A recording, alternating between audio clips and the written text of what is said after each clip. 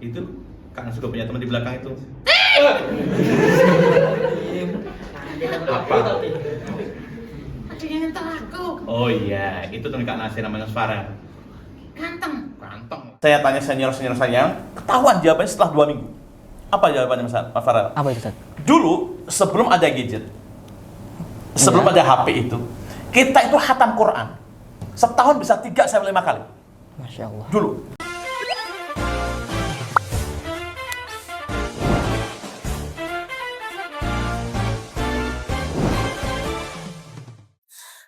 Assalamualaikum warahmatullahi wabarakatuh. Waalaikumsalam. Alhamdulillahirrabbilalamin. Wassalatu wassalam ala asrafi anbiya'i wal mursalin wa ala alihi wa sahbihi ajma'in amma ba'du. Welcome back to OSIS Talk. Halo teman-teman semuanya, perkenalkan nama saya Muhammad Farel Chandra Nugroho yang akan memandu diskusi kita pada episode kali ini. Pada OSIS Talk hari ini, kita akan membahas tema yang sangat dekat dengan kehidupan remaja di era sekarang nih, khususnya di bulan Ramadan. Jurnal tanpa layar. Sebuah topik yang mengajak kita melihat kembali bagaimana kebiasaan digital mempengaruhi cara kita menikmati, merasakan, dan memaknai bulan suci Ramadan. Dan agar diskusi kita lebih kaya perspektif, hari ini kita telah kedatangan narasumber spesial. Dengan hangat, please welcome Kak Nasir. Assalamualaikum. Waalaikumsalam. Terima kasih banyak Kak sudah berkenan hadir di OSIS Talk hari ini. Sama-sama. Sebelum kita masuk ke diskusi, kami persilahkan Kak Nasir untuk memperkenalkan diri terlebih dahulu. Time is yours. Oke, thank you, Mas You're welcome. Farel ya. Iya Mas Farel. Iya. Assalamualaikum semuanya. Waalaikumsalam. Perkenalkan, nama saya Muhammad Nasir. Biasa dipanggil Kak Nasir. Saya adalah seorang pendongeng di komunitas Kisah Nadung Nusantara. Tinggal di Kota Surakarta, asli putra daerah, tepatnya di daerah Mojosongo ya, Mojosongo, Jawa Surakarta. MG9. Saya juga seorang guru, saya juga seorang penulis, saya juga seorang fasilitator trauma healing dan juga fasilitator forum anak Kota Surakarta. Dan hari ini saya diundang oleh Mas Farel. Nggak tahu mau jajak apa, saya tunggu aja ya. Terima kasih banyak Kak. Jadi belakangan ini tuh ada satu kalimat yang cukup sering terdengar, terutama di kalangan remaja kayak kita ini Kak. Jadi Ramadan sekarang itu rasanya beda, nggak kayak dulu gitu. Jadi vibes-nya itu terasa berbeda. Jadi, nah itu bukan karena Ramadannya yang berubah, tapi karena pola hidup kita dan kebiasaan kita yang ikut berubah. Hari-hari kita memang terasa sangat lekat dengan layar handphone, dengan datangnya notifikasi tanpa henti, apalagi jika sekalinya kita melihat notifikasi dari teman mengajak main game. Itu pasti udah nggak bisa berhenti dan tidak bisa direlakkan.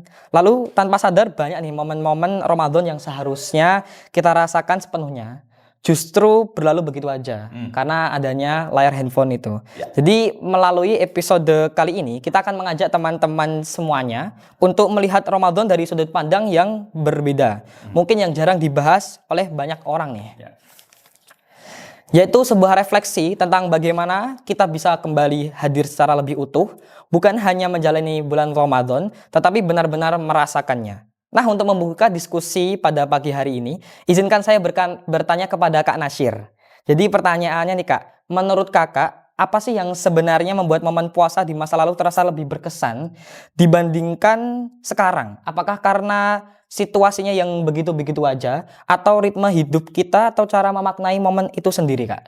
Ya, Mas Farel, boleh nggak saya cerita dulu sebentar? Monggo. Ya. Jadi sekitar tahun 2016 yang lalu, sebelum COVID itu, saya pernah dapat nasihat dari guru saya, almarhum. Beliau menasihat saya begini, Mas Nasir, tolong sampaikan pada anak-anak, remaja, ibu-ibu, bapak-bapak untuk hati-hati sama gadget. Ya. Saya kaget ini Ustadz aneh menurut saya. Biasanya Ustadz itu kalau memberi nasihat pada santrinya, jaga sholatnya, jaga hafalannya, jaga ngajinya, jaga ibadahnya. Ini enggak Mas Farel. Beliau itu wasiat sama saya, Mas Nasir tolong sampaikan kepada anak-anak, remaja-remaja, ibu-ibu, bapak-bapak, muslimit Mas Nasir untuk hati-hati sama gadget. Bayangin. 2 minggu saya nggak bisa tidur mikir itu. Wasiatnya aneh gitu. Akhirnya saya tanya guru saya yang lain, saya tanya ustadz saya yang lain, saya tanya senior-senior saya, ketahuan jawabannya setelah 2 minggu. Apa jawabannya Mas Farel? Apa itu Ustaz? Dulu sebelum ada gadget, sebelum Iya. ada HP itu, kita itu khatam Quran. Setahun bisa 3-5 kali. Masya Allah. Dulu. Sekarang setelah ada HP, belum tentu setahun khatam. Betul apa benar? Bener-bener, karena sebuah distraksi yang cukup besar itu ya. Dulu, sebelum ada gadget, sebelum ada HP, 1 bulan Ramadan, kita bisa khatam Quran 3-5 kali. Dulu. Sekarang setelah ada HP, belum tentu kita khatam. Benar gak sih? Bener banget, bener. Itu Artinya, terus pertanyaan begini, jadi HP sama Al-Quran itu penting mana? untuk saat ini, mungkin karena distraksi yang besar, penting HP. Mesti kita yang Muslim kan bilang tetap penting Al-Quran kan? Iya, Tapi faktanya, yang sering diajak ngobrol siapa? handphone. Yang sering dipegang siapa? Handphone. Yang sering dibawa siapa? Handphone kemana-mana. Faktanya demikian. Nah, menjawab pertanyaan Mas Farel tadi, jadi kenapa vibes-nya sekarang kok berbeda sama yang dulu? Dulu, fasilitas tidak sepenuhnya komplit. Iya, Ya kan? Semua proses yang panjang. Mau beli sesuatu aja kudu jalan. iya bener banget. Iya kan? Iya, Sekarang kita mau beli tinggal 1 tombol, datang barangnya. praktis Iya banget. kan? Iya, Karena hal praktis-praktis inilah akhirnya membuat kita ini merasa dipermudah. dipermudah ya. Seperti Permudah. permudah banget. Sehingga dia itu kayak punya, kayak kalau bahasa bodohan saya ya, sambil merem aja bahkan udah datang sendiri kan. Iya, benar. Dan itu dampaknya apa? Satu, dampaknya pada interaksi sosial mulai lemah. Ke dunia nyata ya. Kemudian ke dunia maya semua. Kan begitu. Yang kedua, ini ikut terhadap environment ini, lingkungan ini jadi terbatas. Terbatas sekali. Jadi kepedulian, perhatian itu mulai menurun. Jadi kenikmatan hidup itu kalau saya rasakan lebih enak zaman dulu. Iya, karena kita lebih peduli kepada HP untuk sama sekarang. Itu dia. Jadi ya menarik sekali sih. Jadi perkembangan teknologi memang membawa banyak kemudahan, tapi di sisi lain era digital juga menghadirkan tantangan baru. Terutama dalam hal fokus. Apalagi distraksi dan kualitas pengalaman. Jadi beda sekali dari pengalaman zaman dulu sama zaman sekarang dengan adanya layar handphone. Jadi lalu ada pertanyaan lagi nih Kak. Menurut Kakak bagaimana sih pengaruh era digital terhadap cara remaja menjalani Ramadan saat ini? Gimana cara menjalaninya ketika udah terdistraksi oleh layar handphone? Sebenarnya ya dengan adanya teknologi ini kita sangat terbantu. Iya. Semua dipermudah. Pertanyaan apapun terjawab. Betul. Tidak ada masalah yang nggak bisa selesai. Ya kan? Apalagi dengan adanya AI dan seterusnya itu kan sangat membantu sekali. Mempermudah. Nah, pertanyaan sekarang adalah bagaimana keterkaitan dengan Ramadan? Apakah dengan adanya kemajuan teknologi membuat Ramadan itu semakin berkualitas atau tidak? Nah, betul sekali. Tergantung kita, Mas. Tergantung kita sebenarnya. Ada beberapa teman, sebagian yang lain menjadikan gadget ini sebagai alat saja untuk lebih dekat dengan Allah. Tapi ada yang mungkin sampai lalai gara-gara ini lupa sama Allah. Tuh. Iya. Allahu Akbar. Saya jawab WA saya kan gitu. Iya. Itu yang terjadi kan? Gitu. Jadi sebenarnya teknologi ini bagi saya alat untuk mempermudah kita menikmati Ramadan. Contoh misalkan ya, kita itu mungkin mata lagi lelah nih, ngaji udah nggak kuat misalkan, bisa putar murotal. Iya, untuk Ya kan? ya, benar. Kita dapat tugas nih ingin mengenal tokoh-tokoh Muslim, gitu kan? Tinggal search, ya, sejarahnya. Jadi mau cari bukunya mungkin jauh, nggak ketemu, ya di sini ketemu semua. Jadi tergantung bagaimana cara orang memakainya ya, tergantung. Betul. Benar. Nah, bicara itu teknologi, jika itu terkait sama media sosial, itu sebenarnya juga jadi bahan untuk dakwah juga ya. Iya, Iya kan? Iya. Jadi kalau saya sih berpendapat dengan teknologi ini harusnya kita lebih mudah beramal soleh. Bicara status misalkan, Nabi kan pernah bersabda, "Man kana yu'minu billahi wal yawmil akhir falyaqul khairan aw liyasmut," kan. Barang siapa yang beriman kepada Allah dan hari akhir, maka falyaqul khairan. Kata yang baik. Kalau nggak bisa, diam. Dulu ada pepatah mengatakan lidah kita itu lebih tajam daripada pedang. Dulu. Iya. Gara-gara omongan berantem. Gara-gara omongan tawuran dan seterusnya. Iya. Sekarang pepatahnya berkembang, ikut zaman. Jempol kita tuh lebih tajam daripada pedang. Ketikan itu ya. Iya, gara-gara status. Benar. Ya kan? Gara-gara status, hati, dengki, gara-gara status, iri, gara-gara status, putus hubungan. Jadi intinya apa? Kalau nggak bisa ngomong yang baik, gak usah ngomong kan gitu. Iya. Kalau nggak bisa posting yang baik, gak usah posting. Kalau nggak bisa komentar yang baik, gak usah komentar. Karena yang kita posting itu bisa jadi pahala jariah, tapi bisa juga dosa jariah. Iya, itu yang disebut dengan cyberbullying itu ya kan. Jadi, Yang baru-baru aja ini Tren, tren itu negara Korea yang sedang menghujat itu kan. Nah, makanya itu mengerikan cyberbullying. Makanya kita sebagai generasi muslim, remaja, betul-betul bijak menggunakan teknologi, apalagi media sosial. Pokoknya prinsipnya gini, kalau nggak bisa posting yang baik, nggak usah posting. Iya. Kalau nggak bisa komentar yang baik, nggak usah komentar. Iya. Kalau nggak bisa status yang baik, nggak usah bikin status. Aman deh. Jadi bisa mungkin memanfaatkan sebuah barang dengan sebaik-baiknya ya. Ketika handphone diupload untuk mungkin menyebarkan berita saudara kita yang ada di Palestina sedang menderita seperti itu. Dan juga mungkin bisa juga membagikan dakwah melalui online juga bisa. Betul. Jadi menarik. Kegiatan hari ini kan juga gitu kan. Kita ambil kegiatan hari ini, stok ini tujuan ini kebermanfaatan untuk seluruh masyarakat. Betul sekali. Jadi, oke, kalau boleh ditarik sedikit dalam nih Kak. Puasa itu sejatinya kan bukan hanya menahan lapar dan dahaga, tetapi juga latihan mengendalikan diri, terutama hawa nafsu. Di era sekarang salah satu distraksi terbesar datang dari gadget nih kan. Yang hampir selalu ada di tangan kita. Kemanapun kita berada, dimanapun itu pasti kita akan selalu membawa gadget. Nah, pertanyaannya nih, menurut kakak, apakah mungkin seseorang berpuasa secara fisik, namun belum sepenuhnya berpuasa dari distraksi digital? Bagaimana? Iya. Jadi kembali tadi. Jadi, kalau sama puasa digital, itu tergantung pemanfaatnya juga sih. Beberapa teman aktivitas harus pakai dengan digital kan, kan gitu. Yang perlu digarisbawahi adalah jangan sampai fasilitas digital ini akan mereduksi ibadah kita, mereduksi muamalah kita, mereduksi hal-hal baik kita. Nah itu yang kita antisipasi. Jadi kita yang harus mengatur fasilitas teknologi yang kita miliki ini, bukan mereka yang mengatur kita. Iya. Gitu. Kalau kita bicara tentang fasilitas fitur-fitur di teknologi di media sosial, menarik semua. Menarik semua kan gitu. Bahkan di antara kita mungkin hiburannya ke sana. Iya, sampai-sampai kita lalai. Lalai. Sekarang saya mau tanya, ini belum lama saya ngisi sebuah pengajian di Minggu. Penting kan? Iya. Mas Farah jawab dengan jujur. Anak-anak itu atau kita yang remaja, ketika dia tersenyum dan ketika dia cemberut, coba jawab dengan jujur ya.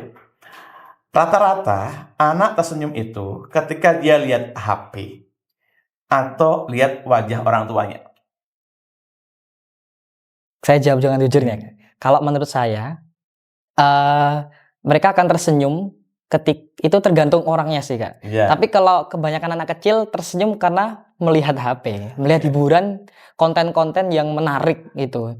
Mungkin menurut saya itu. Kapan anak nangis biasanya? Kapan anak nangis? Ketika HP-nya ditarik oleh orang tuanya.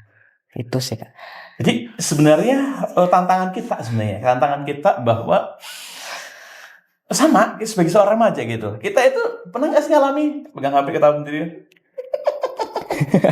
pernah ketawa-ketawa sendiri karena lihat konten menarik gitu. Ketika kita ngobrol sama orang gitu kan, jarang bisa melakukan seperti itu. Nah itu kita mengalami krisis sosial di situ.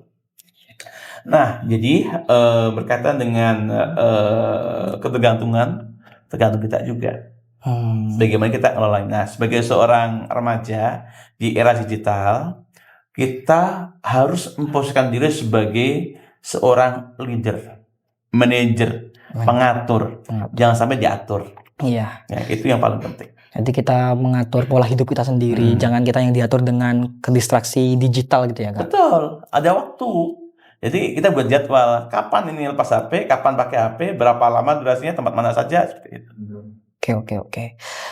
Izin mau follow up terkait pertanyaan tadi nih Kak. Ya. Jadi apa aja sih tanda-tandanya seseorang sebenarnya masih terikat layar di bulan Ramadan? Oke. Kita asumsikan apa namanya, bahwa ini kita itu nggak bisa lepas dari HP ya. Iya. Jadi ketika bulan Ramadan kita itu kok masih ibadah kita terdesak sama HP, itu Betul. tanda-tandanya simpel sebenarnya. Apa itu? Kita nggak bisa lepas. Kita nggak bisa Contoh, sholat. sholat udah denger adzan. Kita kalau sholat kita itu bawa HP atau enggak? Pastinya Pasti bawa, pasti gitu kan. bawa. Padahal kejadian lucu. Sholat. Kalau kita betul-betul itu betul-betul niat sholat dan fokus sholat, pasti yang dia lakukan pertama adalah dia akan mengoff-kan HP-nya. Iya, betul banget. Tidak sekedar silent ya. Iya. Gitu. Yang kedua, cara naruh HP-nya perhatikan. Orang kalau dia itu sadar betul bahwa sholat itu utama, dia naruh HP mungkin nggak buka begini, Oh iya. tapi dibalik. Iya, benar. Kenapa? Kalau dibuka, Allahu Akbar, ada panggilan masuk. Dia masuk. Iya, ke distraksi langsung. Dia, hal kecilnya aja dia perhatikan. Jadi nggak fokus dengan sholatnya. Nggak fokus itu. Padahal itu hal yang wajib. Itu baru sholat kan gitu. Belum beda yang lain. Ya, benar. Jadwal dia tilawah, jadwal dia apa ngaji, taklim. Ya, ini jadi alat. Benar, Tat. Kalau ini sebagai penghambat, satu di sholatnya, Iya. dia bisa lepas apa namanya? Kalau diingetin berarti dia belum. Iya. Gitu. Kemudian contoh lagi, taklim pas ngaji, ustadznya bilang ngasih tausiah, dia masih sibuk, bukan mencatat. Iya. Pernah nggak sih kita itu pas ngaji, ustadz ngasih materi kita malah WA-an? Iya, contohnya kayak khutbah sholat Jumat gitu ya, Tat. Ini menyedihkan banget. Saya punya pengalaman gini. Gimana, Tat? Ya, satu ketika saya sholat Jumat. Iya. Di samping saya ada anak SMA. Khutbah sedang berkumandang. Ya kan? Khutbah sedang berkhutbah. Ini adik remaja ini bukannya fokus pada dengerin khutbahnya, dia buka HP-nya, dia nge-game. Nah, itu dia makanya. Ini kan sebenarnya sudah syarat-syarat rukun sholat Jumatnya sudah nggak dia penuhi. Iya. Iya kan? Benar. Meskipun dia nggak bersuara, tapi interaksi dia sama HP jalan. Mindfulnya nggak dapet ya, dia nggak sadar betul kalau dia itu sholat Jumat. Nggak mendapatkan manfaatnya ya. Iya, karena sholat Jumat itu rukunnya salah satunya adalah ikut khutbah kan, dengerin khutbah. Benar. Dan dengerin loh ya. Dengerin. Dan dengerin itu harus hadir secara penuh, harus mindful betul. Nggak boleh kita sambil apapun. Bahkan situ aja ketika khutbah pun kita nggak boleh ngomong aja kan, nggak boleh ngomong kan. Apalagi sambil jawab WA atau buka WA atau nge-game kan. Hal sekecil itu pun nggak boleh, Ya. dilarang. Nah, kembali tadi pertanyaan dengan tentang sejauh mana sih teknologi ini bisa tanda-tanda mengganggu ibadah Ramadan kita, puasa kita. Ya tadi, kita nggak hadir secara sadar terhadap aktivitas dakwah itu atau ibadah itu. Ngaji masih ini digunakan bukan untuk mencatat, tapi untuk game atau stalking atau apa gitu kan. Nah itu sudah bagian dari tanda-tanda. Jadi pada intinya ya teman-teman, ketika kita sedang melaksanakan sholat Jumat atau apapun itu, ketika kita berniat baik, ketika ingin belajar, tapi jangan sampai kita kedistraksi dengan hal sekecil itu. Ya. Bahkan notifikasi apapun itu bisa jadi sebuah distraksi ya, Tat. Ya. Kadang kita sampai ngecek, padahal itu nggak penting gitu. Ya. Sampai segitunya. Sampai segitunya. Saya menyebut itu adalah setan miring. Setan gepeng. Ya, karena saya pernah dengar dari khutbah beberapa ustadz menyebutnya itu memang setan gepeng. Ya. Jadi menarik banget ya teman-teman. Jadi dan juga banyak remaja memang merasa Ramadan terasa lebih cepat berlalu. Hari terasa singkat, namun waktu habis benar-benar tanpa disadari. Jadi kayak kita tuh benar-benar nggak sadar kalau kita sedang berpuasa. Yang dia sadari hanyalah menahan lapar dan haus. Ya. Jadi untuk itu ada pertanyaan, menurut kakak, apakah fenomena ini ada kaitannya dengan pola konsumsi digital kita? Jadi penggunaan media digital, ya kan, itu sebenarnya sifatnya candu. Jadi adik banget. Dia itu membuat kita itu tergantung. Karena apa? Ketika pegang itu, ini berikan kenikmatan loh ini. Nikmat banget ya kan? Kita buka media sosial misalkan, tanpa sadar loh, ternyata udah 1 jam, Nggak kerasa. udah 2, nggak terasa gitu. Apalagi fitur-fitur sekarang itu yang AI yang terbaru ya, yang saat ini tidak hanya dia bisa baca teks, bisa suara juga kan, asik banget loh. Iya, makanya itu berbahaya. Kita tanya aja, puasa-puasa gini naik ngapain? Dia kan jawab kok, dan jawabannya lebih enak dibanding teman kita ngomong. Iya benar. Iya kan? Lebih detail. Jadi apa namanya? Jadi bagaimanapun apa namanya?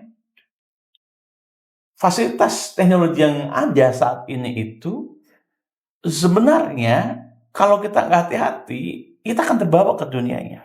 Ya. Saking asiknya di dunia digital, di dunia maya, akhirnya kita lupa kita punya teman-teman sebanyak ini. Iya, kita hanya fokus pada game, sampai kita lupa akan sholat, makan, bahkan makan pun hal yang umum kita lakukan tuh bisa lupa. Dan yang lebih menyedihkan adalah kita nggak bisa menikmati. Iya. Walaupun ketika kita memegang HP itu serasa hidup kayak nggak ada beban. Tapi lama-lama kita juga nggak bisa menikmati karena ya hanya itu aja yang kita lakukan. Ya, kira-kira gitulah Kak. Jadi ya kalau kita bicara lebih luas nih, selain soal waktu aja, penggunaan gadget berlebihan juga sering dikaitkan dengan kelelahan mental. Bahkan kita juga bisa merasakan hampa karena kita hanya menghadap ke layar handphone aja, tidak berinteraksi dengan dunia sosial. Nggak pernah keluar rumah. Istilahnya apa itu ya? Mager. Nah, mager, terus apa lagi ya? Malas gerak ya, itu paling cuma itu. Jadi menurut Kakak, apakah dampak emosional atau mental yang mungkin dialami remaja akibat terlalu banyak terpapar layar Ramadan? Terpapar layar selama Ramadan. Iya. Sebenarnya Ramadan harusnya membuat kita itu lebih mudah berinteraksi sosial ya. Iya. Karena puasa itu melatih kita untuk peduli sama. Benar ya kan? Peduli sama. Kan begitu ya. Iya. Ramadan melatih kita untuk peduli sama. Kita itu dilatih untuk berlapar-lapar, dilatih untuk berhaus-haus, supaya kita bisa merasakan keadaan saudara-saudara kita yang lain. Iya. Kan begitu. Nah, problemnya ketika kita terlalu sering berinteraksi dengan dunia digital, sehingga lupa rasa-rasa itu. Kepekaan sosial itu jadi menurun. Iya. Jadi menurun. Maka jelas bahwa itu kan berpengaruh ke mental diri, kan begitu. Iya. Saya tuh pernah punya murid, Mas Farel. Iya. Bagaimana Ustaz? Usia kecil, baru 16 bulan. Bayi ya? Bayi, masih bayi banget itu. Tapi dia udah kecanduan YouTube. Itu. Jadi dia itu mau makan, harus lihat YouTube. Bener, iya. Pakai baju, harus lihat YouTube. Mandi, harus lihat YouTube. Begitu YouTube-nya dimatiin, nangis dia. Iya. Begitu HP diambil, Kenapa Ustaz? dia tegang. Jadi kayak semacam tantrum yang akut gitu. Gitu. Iya. Jadi itu kecanduan akut. Iya. Itu salah satu bentuk parenting yang salah juga ya Tat ya. Iya. Terlalu mengandalkan HP agar anak nggak nangis gitu. Itu dia. Dan betul memang teknologi didesain itu untuk tidak hanya untuk kebutuhan kebutuhan kita terhadap pekerjaan, kebutuhan terhadap masa depan, tapi juga desain untuk hiburan juga. Iya. Problemnya adalah kalau hiburan ini membuat kita tergantung. Ya, benar banget. Ada masalah ke situ, bahkan nggak jarang kan ada masalah kita curhat di media sosial. Iya. Ya kan, kita cari hiburan sekitar untuk menyenangkan tapi nggak nyelesain masalah. Bener banget. Jadi pengaruh ke mental sangat tinggi banget. Jadi terkait dari pembahasan Kak Nasir barusan ya, kalau menurut saya itu memang seseorang ketika udah kefiksasi dengan sebuah kenyamanan, jadi kayak kita cuma main HP doang, terus sekalian dihadapkan dengan ujian, cobaan, mereka pasti nggak bisa melakukannya tanpa ada bantuan gitu. Jadi ya itu juga soal survive. Jadi apapun itu kita harus bisa melakukannya sendiri. Namun karena terjadinya sebuah distraksi, kita merasakan nyaman banget gitu loh. Kalau udah ngadep HP itu kayak nggak ada beban gitu. Jadi sekalinya dihadapkan dengan cobaan pasti kita nggak bisa. Itu ya kira-kira itu yang menurut saya itu paling benar nih. Jadi gini, yang jelas kalau kita udah menggunakan gadget, kita itu akan dibatasi hubungan kita dengan dunia nyata. Iya. Yang ada adalah kita berinteraksi di dunia maya. Memang sih dengan gadget itu sumber ilmu ya, sumber apapun. Karena kita belajar apapun bisa dari situ. Iya. Maka karena dia merasa semua ada di situ, maka dia merasa nggak butuh orang. Iya. Dia cuma hanya membutuhkan HP. Mau belajar musik bisa nggak pakai HP? Iya. Masa bisa. Gitu. Mau apa lagi? Semua di situ. Makanya dia karena semua udah merasa ada di HP, maka dia nggak perlu orang lain. Ya nggak perlu lagi dia. Nah itu kan jadi problem.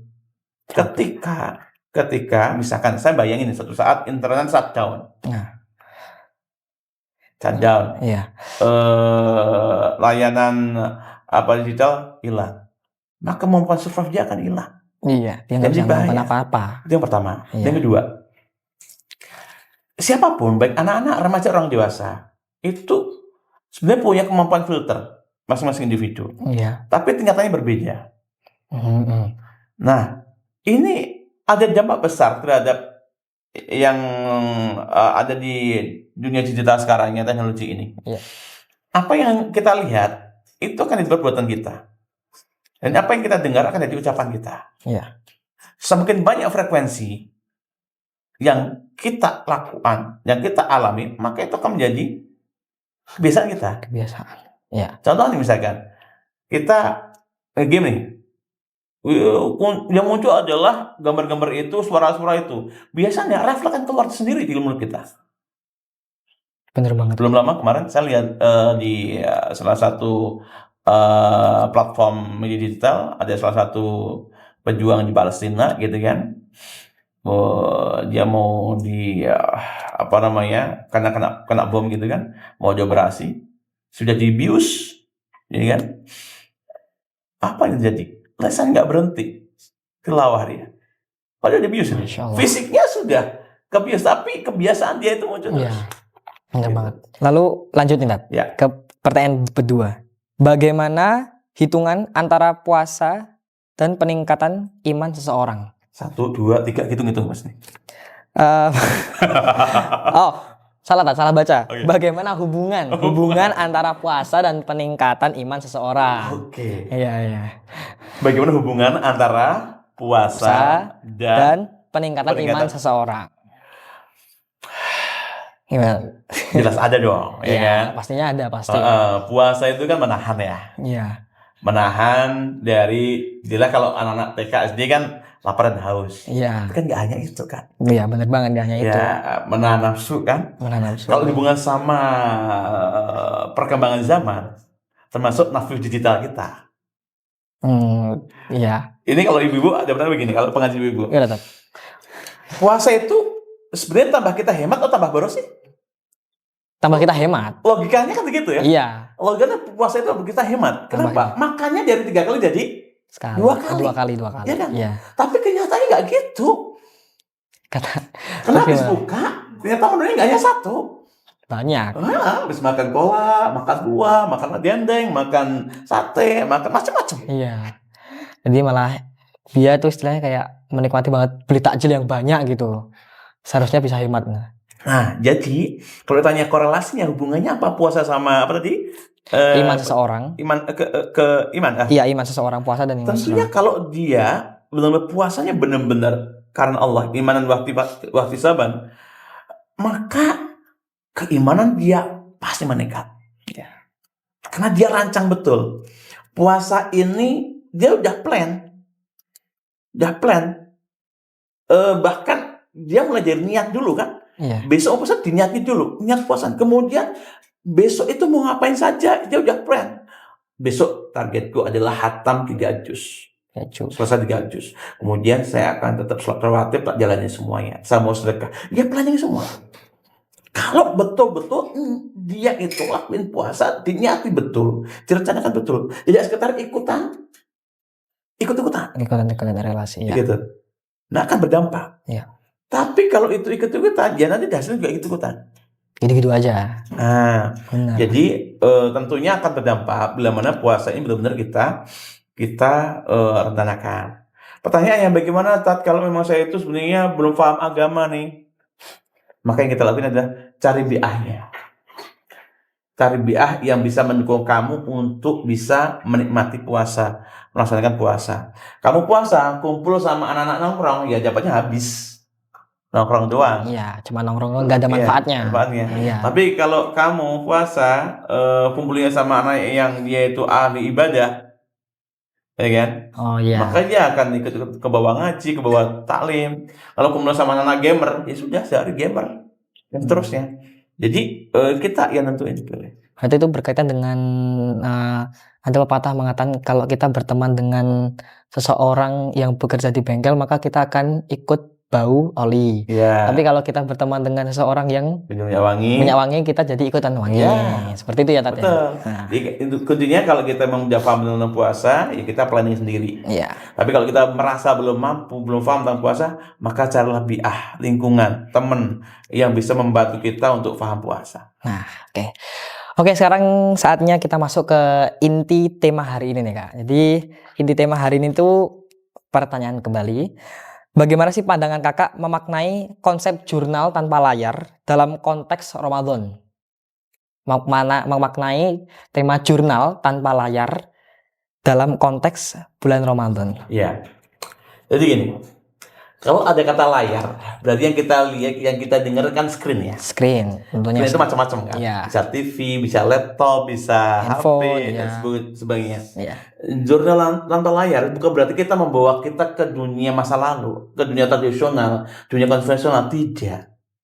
Tapi sebenarnya kalau bahasa itu yang saya pahami adalah bagaimana kita membuat semua tubuh ini, pemberian Allah ini berfungsi dengan semestinya. Betul, ya. Berfungsi dengan semestinya. Jadi tidak hanya terfokus di sini. Ya. Sebenarnya kaki, ya gunakan semestinya sebagai kaki untuk apa aja. Ke tempat yang baik, buat olahraga, bekerja dan sebagainya. Ya. Tangan juga demikian. Mata juga demikian, telinga juga demikian. Jadi sebenarnya jurnal tanpa layar itu bagaimana kita menjalani hidup sehari-hari dengan optimalkan fasilitas yang Allah berikan pada kita yang nempelin. Iya. Ini kita latih semuanya. Kita sebayangin suatu ketika kita tanpa HP, bagaimana? Bisa nggak sih kita hidup sehari tanpa HP? Seminggu sekali deh. Pastinya nggak betah ya, Tat. Nggak betah. Kalau di pondok mungkin kalau ada aturan tanpa HP mungkin bisa Mungkin ya, bisa. karena Beradaptasi. Tapi kalau teman-teman yang di rumah gitu kan, dia sendiri yang mengontrol diri. Bisa nggak sih ke masjid tanpa HP misalkan? Mulai dari yang kecil dulu aja. Atau mulai yang paling mudah aja. Bisa nggak sih kita makan tanpa ada HP di sampingnya? Ada beberapa yang bisa karena memang sudah dibiasakan, tapi ada beberapa juga yang nggak bisa. Mulai dari 3 hal. Apa itu, Tat? Mulai dari yang kecil dulu. Kecil dulu apa itu? Hal kecil dulu. Contoh. Hal kecil. Ketika teman-teman hal kecil yang sering banget ada HP. Contoh makan. Kadang makannya masih ada HP kan? Iya. Kita mulai sekarang pas makan HP tetap di dalam tas. Gak usah dikeluarin. Biasanya kita motoin status. Iya, status. Enggak dulu.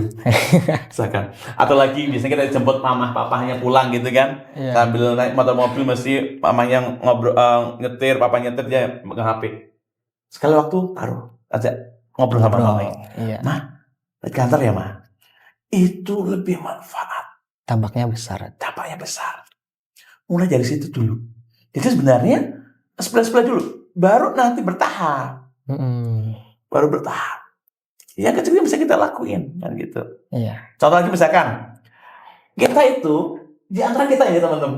Saya yakin. Kegiatan terakhir hidup kita itu pasti adalah ngecas HP atau apa ya, kalau bangun pagi itu mesti yang cari adalah HP. Betul nggak sih? Betul. Ini pelaku semua. Itu kan sekali waktu bangun tidur bukan HP yang dicari.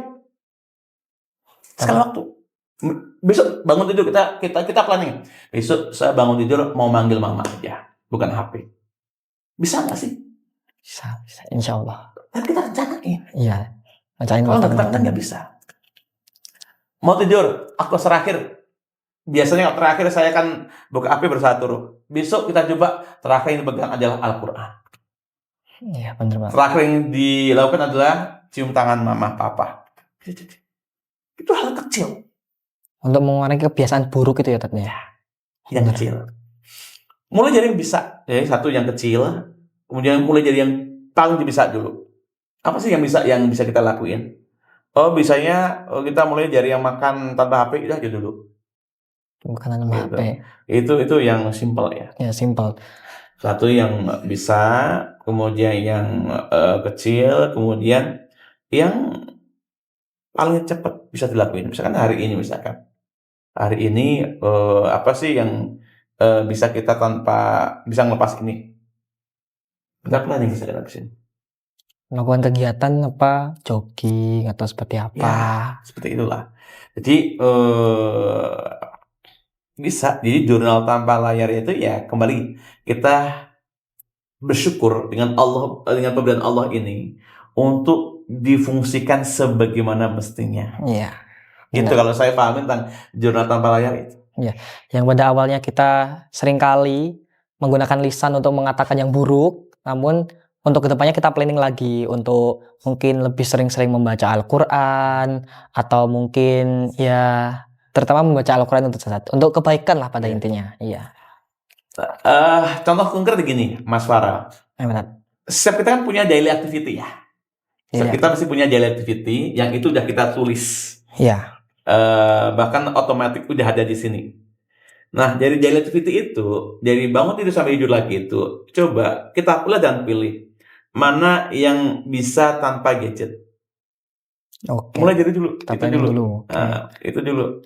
Misalkan kita, ya udah, ketika tadi saya contohin gitu, berangkat sekolah gitu naik motor, misalkan dengerin musik pakai gadget ya, atau apa, sekali waktu itu off kan, dia fokus ke jalan aja. Apa orang negur orang itu akan berdampak luar biasa.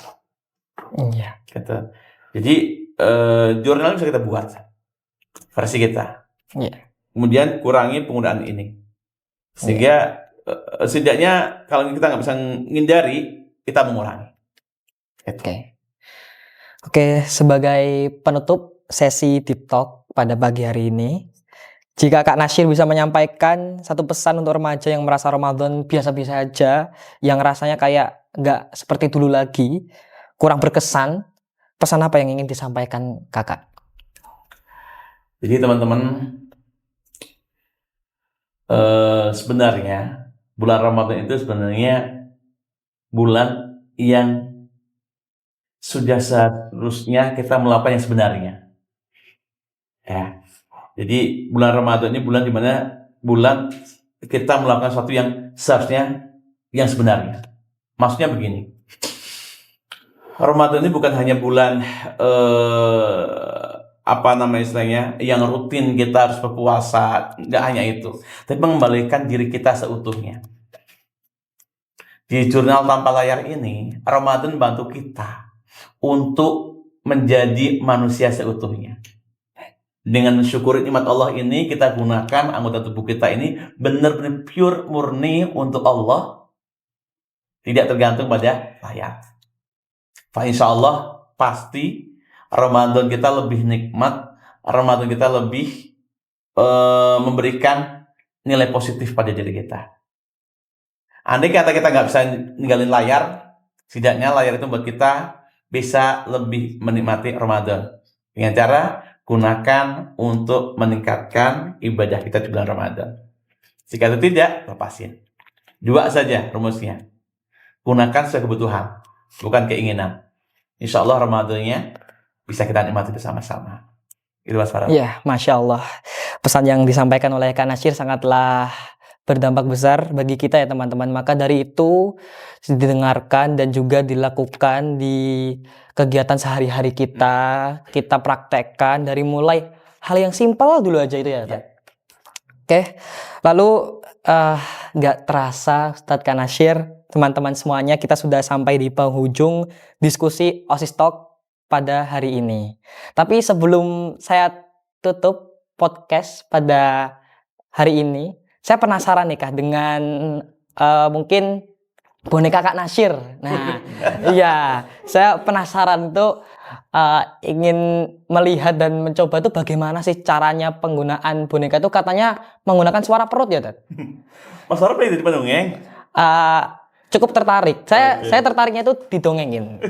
Jadi sebelum tidur itu pasti didongeng gitu loh. Oh, Itu iya. tertarik gitu, Tat. Iya, jadi Kak Nasir ini memang salah satu passionnya memang di dongeng, Mas Farel. Iya. Jadi memang sehari-hari selain jadi eh, kegiatan rutinitas kantor, memang punya komunitas dongeng. Oh, Namanya Istana Dongeng Nusantara. iya istana dongeng. Jadi itu sebenarnya wadah saja untuk memberikan ruang buat mereka yang suka dunia anak-anak.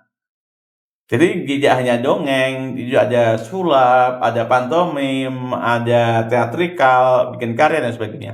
Nah, Kak Nasir memang salah satunya yang passionnya suka dunia dongeng. Iya. Nah, dongeng ada dua macam. Oke. Ada dongeng dengan alat peraga dan dongeng bebas. Alpraga dan bebas. Dongeng alat peraga itu dongeng yang menggunakan alat bantu untuk dongeng. Oh, seperti boneka. Boneka, Ya. wayang, Wayang. Oke. dan oke. seterus buku itu masuk alat peraga. Oh, bisa. Nah, kalau bebas itu dongeng tanpa alat. Oke, jadi Jadi kita. cukup dia menggunakan anggota tubuh untuk mendongeng aja. Iya. Oke. Kaget saya, Tata. Nah, ini contoh Saya kaget suara contoh. besar. Oke, gitu oke, ya. oke. Anak kecil kemari. Kamu sini. Aku. Iya, sini toh. Ma. Jadi ini tatakan kecil aja ini tanpa Iya. tanpa peraga ya. Iya, tanpa peraga. Kamu siapa? Aku adalah penghuni hutan ini.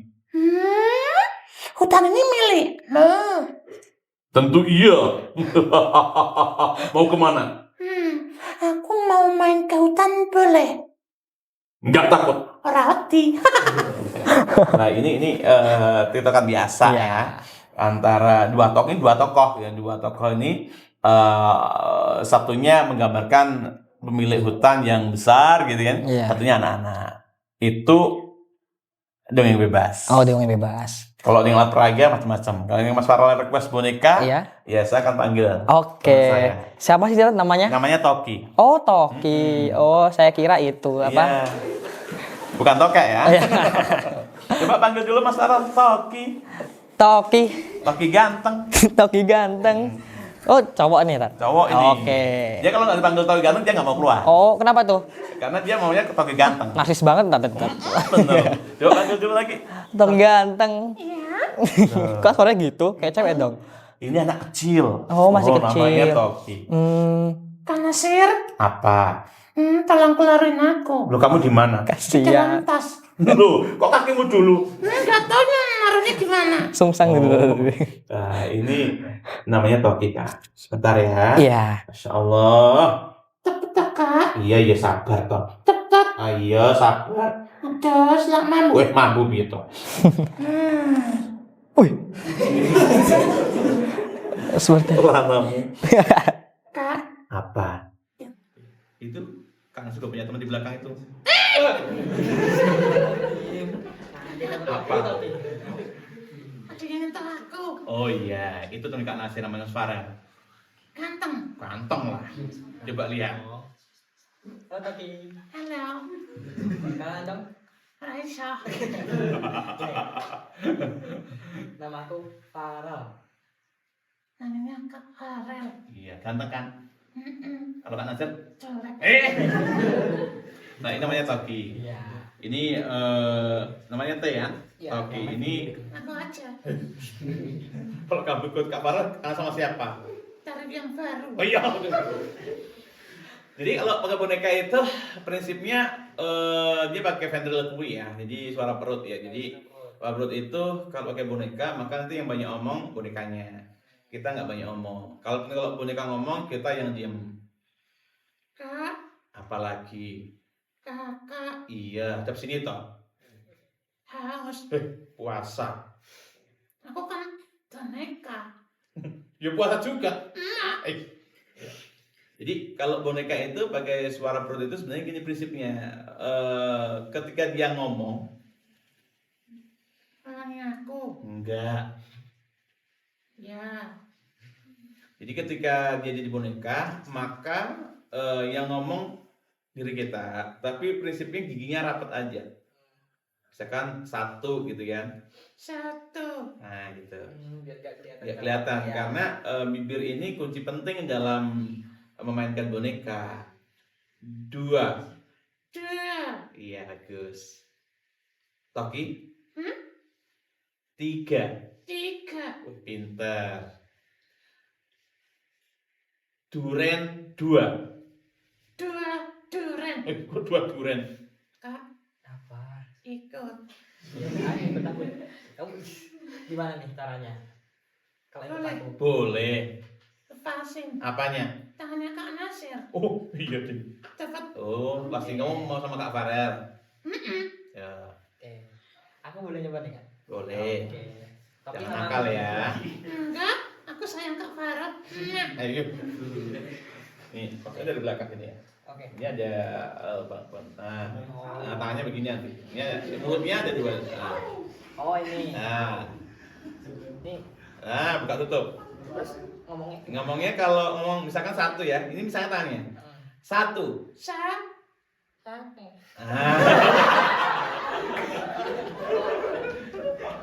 Dan ngomong apa lagi ya? Ikut saya aja ya. Ya. Saya pokoknya prinsipnya 1 buka tutup 1 suku kata. Misalkan 1 dari tutup dulu. 1. Ah. 1. Iya. 2. Iya. 3. Ah, pinter. 1, 2. Kenapa? Karena bibirnya harus mingkem kan? Oh iya. Agak susah kan gitu. Harus untuk bibir. Misalkan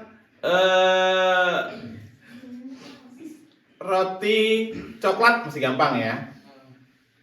Roti kamu ngapain tadi? Ngantuk. Nggak apa-apa. Jadi hindari 3 huruf ini B, M, P karena itu huruf-huruf yang membutuhkan bibir untuk diam. Tapi kalau yang udah profesional, dia bisa mainnya tanpa ngerain mulut. Saya sendiri juga belum profesional. Jadi belum begitu fasih dalam. Iya, karena memang perlu latihan yang betul-betul intens ya, gitu kan. Nah, kayak kalau saya tekniknya hindari menggunakan 3 huruf itu. Ya, kakek naik gunung, kakek naik kuda, misalkan. Toki suka rambutan, susah. Toki suka rambutan. Rambutan. Ya. Laki. Apa? Iya. Kamu sama siapa? Oh, ada. Jadi 1 suku kata, 1 gerakan. Oh. 1. Bisa mulai dari sini, mulut mingkem Ya. atau mulut buka. Kebanyakan mulai dari mingkem dulu. 1. Oh. 1. Nah, 2. 2. Nah, 3. 3. Bagus. 2 kata sekarang. Kuda lari. Kuda lari. Nah, bagus. 3 kata. Apa ya? Roti saya coklat. Roti saya coklat. Ah, bagus. Sudah mulai main kan? Kalau enggak gitu ya. Kemudian 4 kata. Kata. Ya. Apa ya? Oke, ya. Siap. 2 durian. 2 durian. Ini baru 2. Oh. Ya. 2. 2 durian jatuh di sungai.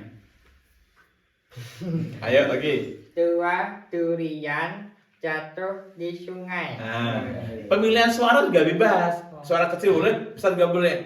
2 durian jatuh di sungai. Sunio. Nah, gitu. Kecil juga bisa. Kamu balik ke Kak Nasir ya, jangan sama aku. Enggak mau. Enggak mau. Loh, nggak mau. Sama Kak Nasir. Kok mau pulang tuh? Iya. Tapi jangan ngompol ya. Ini gimana balesinya? Gitu. Jadi ini namanya boneka karakter. Jadi ada 3 bentuk boneka ya. Minta tolong kakak bisa melihat itu. Tas itu. Iya. Nah, Sampai sini. Kita tolong. Nah, itu boneka karakter ini boneka yang besar ya. Ini yang kecil. Nah, ini namanya boneka jari. Kecil banget. Imut ya. Nah, ini memang makanya pakai jari. Gerakannya nggak begini. Kalau ini kan gerakannya kan pakai mulut nih. Iya. Ya kan? Nah, bedanya kalau boneka karakter itu dia kepalanya. Ya nggak apa-apa situ aja ya, lagi ya. Nah, kalau boneka karakter itu organ tubuhnya hampir lengkap, fisiologinya, kepala, tangan, kaki. Nah, tapi kalau boneka jari kecil kayak gini, mainnya hanya dengan satu jari. Kakak, sini. Bisa, kalau ini dua lawannya, bisa begini berhadapan-hadapan, bisa juga jejer. Nah, misalkan, Kakak, sini. ada apa di? Aku takut. Ya apa kok? Ada kakak. Temenin dong. Ayo. Sini. Iya ya, sebentar. Nah, bisa juga ini jejer gini juga bisa. Nah, kalau begini geraknya satu-satu. Kakak, Iya. ayo jalan. Ayo, jangan sampai kakak, ayo. Malah susah gitu ya. Nah, jadi harus satu-satu. Ya, mau yang mana gitu. Kak, masih jauh nggak? Oh, ikut gerak kan? Iya. Kalau nggak biasa susah. Ntar lagi Kak, lapar. makan Apa? bakso. Puasa. Nah, jadi ganti-ganti. Ini nggak bisa kepala nggak, ini dua-duanya. Kalau satu, ini hanya gerakin jari aja. Ini boneka jari namanya. Ini bisa 5. Susahnya adalah harus mempertahankan posisi tangan atau jari. Nah, karena kalau ngomong satu nggak boleh yang lain ngomong gerak, hanya satu aja yang gerak. Ini yang susah. Saya kadang kalau gerakin jari tertentu, ini ikut gerak tuh kayak. Iya. Nah, ini boneka tangan. Nah, ini mirip sama yang itu, tapi ini tidak ada organ bawahnya. Nak, anakku,